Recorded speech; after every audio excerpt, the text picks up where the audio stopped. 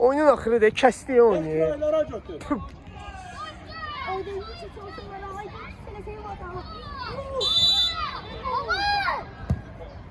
Oo! Süper canavarı! Süper! O belə. 2 dəqiqə qalmışdı.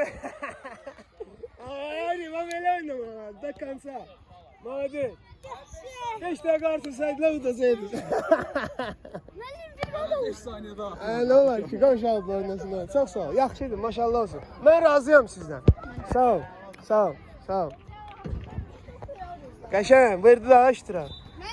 Oyunun axırıda zəng gəldi. Çəkə bilmədim, yarımçıq qaldı. Süper, yaxşısınız.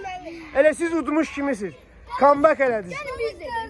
Əla qol idi. Həri çəkdiniz. Götürün, götürün işlərini. Yaxşısınız, maşallah. Artırırsınız, xoşum gəldi. Murik, əla. 2 dənə səhv eləməsəydi 2-2 idi oyun.